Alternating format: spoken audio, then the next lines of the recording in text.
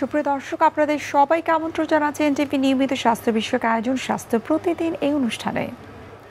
আপনারা নিশ্চয়ই জানেন যে আমরা প্রতিদিন কোনো না কোনো গুরুত্বপূর্ণ বিষয় নিয়ে আলোচনা করে থাকি, বিশেষ করে স্বাস্থ্য বিষয়ক বিভিন্ন সমস্যা কি করণীয় এবং তার চিকিৎসা পদ্ধতি কি হতে পারে, এবং সেই সাথে জীবনযাত্রায় পরিবর্তন করা এটার সাথে আসলে কতটুকু গুরুত্বপূর্ণ সেই বিষয়গুলো কিন্তু আমরা আমাদের আলোচনায় নিয়ে আসার চেষ্টা করি। সুপ্রিয় দর্শক, আমি নুসরাত জাহান দীপা আজ আপনাদের সঙ্গে রয়েছে এবং আমাদের আজকের আলোচ্য বিষয় হচ্ছে অ্যাকনি ইনভার্সা। আর এই বিষয়টি নিয়ে কথা বলার জন্য আজ আমাদের সঙ্গে স্টুডিওতে উপস্থিত রয়েছেন একজন বিশেষজ্ঞ চিকিৎসক। আমরা আলোচনা শুরু করব, তবে তার আগে আমরা পরিচিত হয়ে নিই আমাদের আজকের অতিথির সঙ্গে। অধ্যাপক ডাক্তার রাশেদ মোহাম্মদ খান 1965 সালের জুলাই মাসে ঢাকা জেলায় জন্মগ্রহণ করেন। তিনি 1998 সালে ময়মনসিংহ মেডিকেল কলেজ থেকে MBBS ডিগ্রি অর্জন করেন। এরপর তিনি চিকিৎসা বিজ্ঞানে উচ্চতর DDV ডিগ্রি লাভ করেন। বর্তমানে তিনি ঢাকা মেডিকেল কলেজে চর্ম ও যৌন রোগ বিভাগের বিভাগীয় প্রধান হিসেবে কর্মরত। স্যার, আপনাকে স্বাগত আমাদের আজকের অনুষ্ঠানে। ধন্যবাদ। অ্যাকনি ইনভার্সা, তো প্রথমে জানতে চাই যে এই অ্যাকনি ইনভার্সা বলতে আসলে কি বোঝায়? অ্যাকনি নামটা আমাদের খুব পরিচিত, মুখের মধ্যে ব্রণ কে না জানে। মুখের মধ্যে ব্রণ হচ্ছে আমাদের বয়স অনুযায়ী এটা হতেই থাকে, কিন্তু আরেকটা জিনিস আছে যেটাকে আমরা বলছি অ্যাকনি ইনভার্সা। সেটা হচ্ছে আমাদের ভাজে ভাজে হয়, যেমন আমাদের বগলে হয়, মেয়েদের ব্রেস্টের নিচে, কুচকিতে, বাটাকের এরিয়াতে এরকম বড় বড় ফোড়া হতে থাকে এবং ওটা পেকে যায়, ওখান থেকে পুঁজ বের হয়ে আসতে থাকে। এই জিনিসটা নিয়ে কথা বলাটা খুব জরুরি, এটা নিয়ে আমরা খুব কথা বলি না, কারণ এটা খুব বাজে একটা রোগ এবং একবার যদি হয় এটা অনেক লম্বা সময় লাইফ লং এটা কন্টিনিউ করতে পারে। এবং এটা যেটা হচ্ছে যে আর্লি ডায়াগনোসিস যদি আমরা করতে পারি তাহলে এটাকে আমরা খুব ভালো রাখতে পারি, এই জন্য আমরা এটা নিয়ে কথা বলতে চাই। দেখা যায় যেটা হয় এখানে আমাদের বগলের যে লোমগুলো আছে, লোমের গোড়ায় পেকে পেকে যায় এবং দেখা যায় যাদের হচ্ছে বেশি, যেটা হচ্ছে যেমন যারা একটু বেশি মোটা, যারা স্মোকার, যারা অনেক টাইট ফিটিং কাপড় চোপড় পরে, হ্যাঁ, কয়েকভাবে হয়, জেনেটিক আছে, এনভায়রনমেন্টাল ফ্যাক্টরস আছে, অনেক কিছু মিলে মিলে হয়, কিন্তু তাদের বগলে দেখা যায় ফুলে ফুলে উঠছে এবং ব্যথা করছে, কিছু সময় চলে যাচ্ছে, আবার হচ্ছে, একই জায়গায় বারবার হচ্ছে, তারপরে দেখা যায় আরও হচ্ছে, এবং যেখানে যখন হয় আস্তে আস্তে বড় হয়ে পেকে পেকে যায় এবং দেখা যায় ওরা একটার সাথে একটা কানেক্টেড হয়ে একটা সাইনাস ট্র্যাক ফর্ম করে, তখন it becomes very difficult to cure. আমরা যেটা বলি যে এটা 3 রকমের হয়, মানে স্টেজ 1, স্টেজ 2, স্টেজ 3।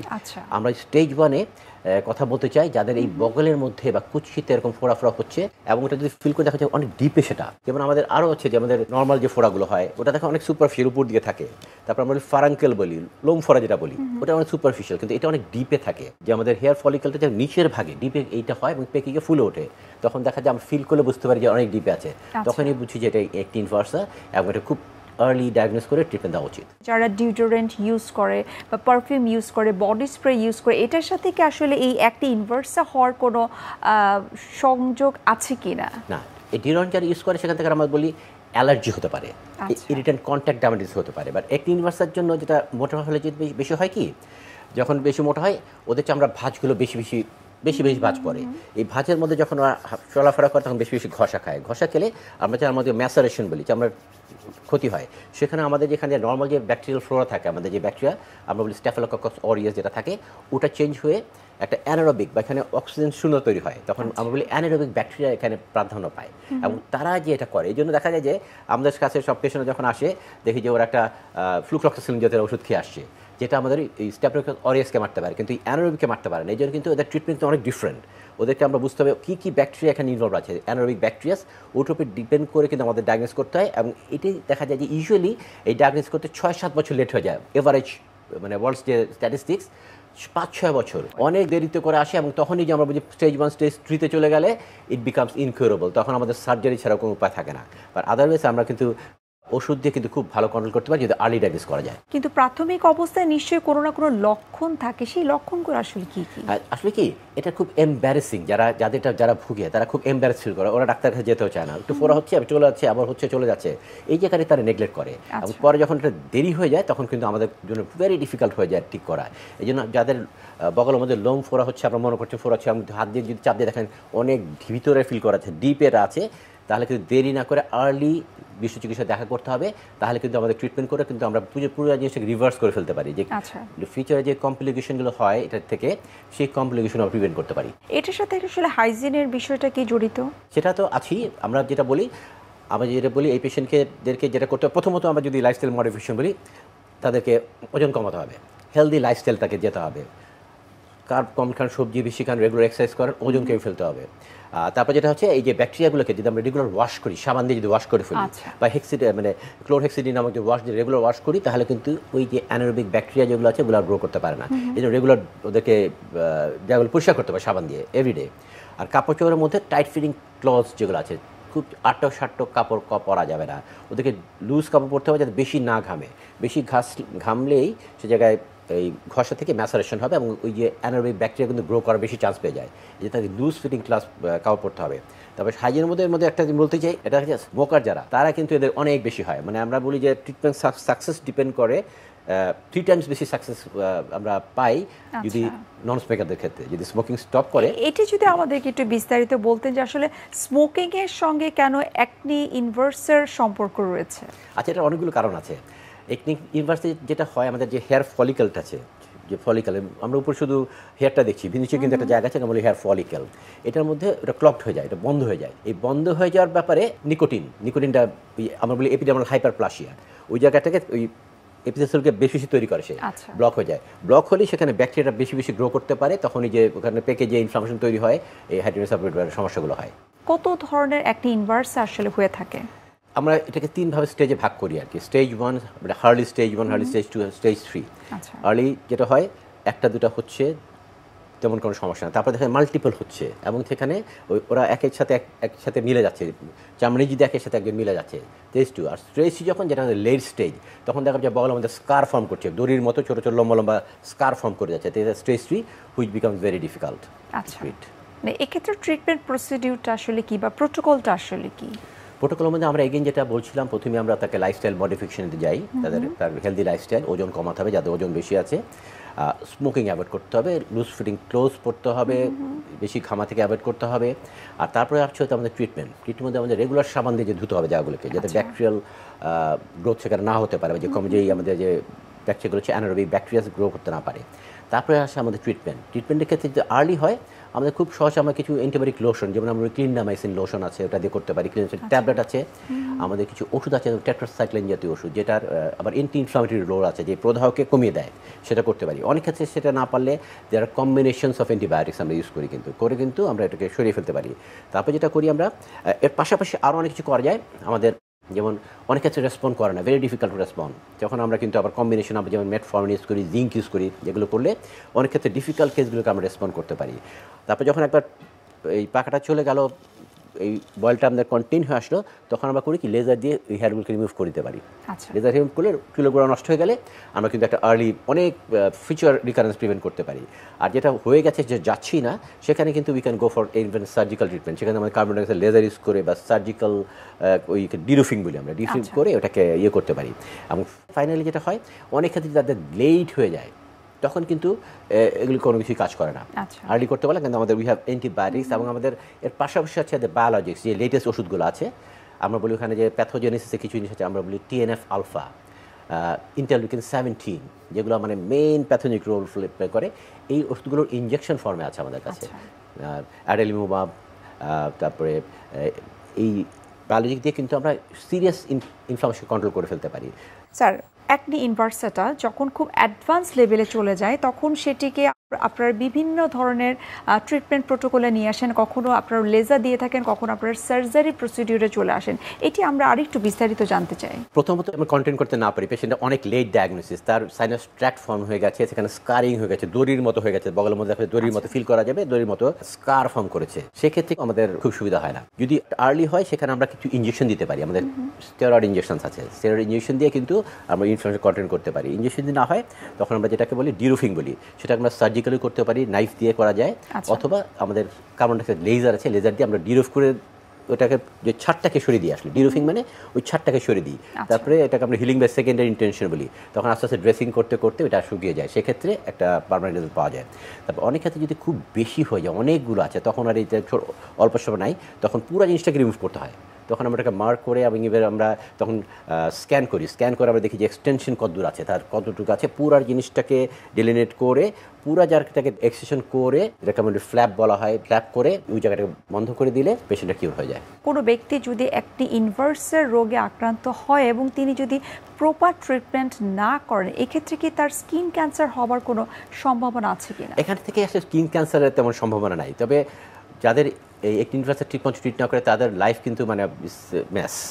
কারণ এটা যখন হয় প্রচণ্ড পেইনফুল, এটা এবং সেটা দুর্গন্ধ থাকে অনেক ফাউল স্মেলিং হয় এবং দেখা যায় যে মোস্ট অফ দেম ডিপ্রেশনে ভোগে তারা, কারণ তাদের যে ডেইলি লাইফস্টাইল, ডেইলি ওয়ার্ক, তাদের স্বাভাবিক জীবনযাত্রা ব্যাহত হয় তার। কিন্তু এই জন্য দেরি করা যাবে না, যে ওরা ভাবছেন যে শুধু বগলে একটা দুটো হচ্ছে, এটা চলে যাচ্ছে, এটাকে নেগলেক্ট না করে আর্লি ডায়াগনোসিসের কথা আমি বারবার বলছি। যদি আমরা এটা সচেতন জন্য বলছি, এটা এই অনেকের ক্ষেত্রে এটা জানা নেই যে এটা তাতে যদি আমরা ডায়াগনোস করতে পারি ইটস অলমোস্ট কিউরেবল। তাও অলমোস্ট বলছি, ডিফিকাল্ট বাট অলমোস্ট কিউরেবল। যে অনেক সময় যখন অ্যাডভান্স লেভেলে চলে যায় এই একটা ইনভার্সা, তখন আপনারা আন্ডার আর্ম লেয়ারটা সেটাকে আপনারা রিমুভ করে ফেলেন। তার কিউর হতে কতদিন সময় লাগে, বা একজন রোগীর হয়তো প্রশ্ন থাকতে পারে যে আমি সুস্থ হতে কতদিন সময় লাগতে পারে? আচ্ছা, সার্জিক্যাল করলে একটা সার্জিক্যাল উন্ড হিল হতে 7 to 10 days লেগে যায়, সার্জিক্যাল উন্ড হিল হতে ব্যাপারটা। তবে আমরা যেটা বলছি যে আমাদের যে ডিরুফিং যেটা বলি, যেটি অল্প স্বল্প থাকে, যে রুটটাকে যদি সরিয়ে দিই, সেটা আবার সেকেন্ড ইন্টেনশন হিল করতে কিন্তু অনেক সময় লাগে,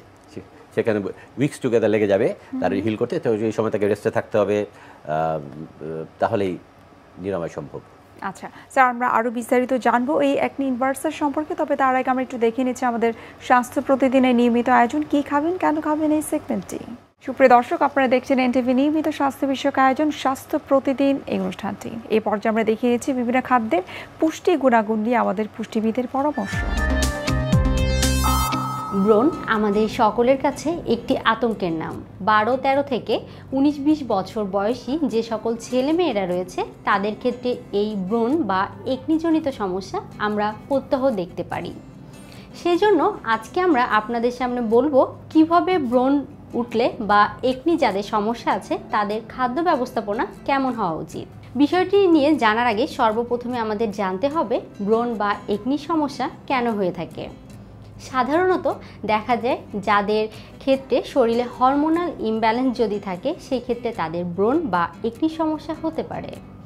এছাড়াও যাদের বিভিন্ন ধরনের যারা স্টেরয়েড জাতীয় খাবার বা ওষুধ গ্রহণ করে থাকে তাদের ক্ষেত্রেও ব্রণ বা একনিজনিত সমস্যা দেখা যায়।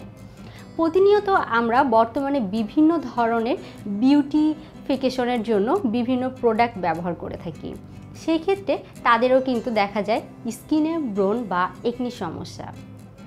আমরা অনেকেই হয়তো জানি না যে ব্রণ বা একনি সমস্যা হওয়ার পিছনে কিন্তু খাদ্যাভ্যাস একটি বিশাল ভূমিকা পালন করে থাকে।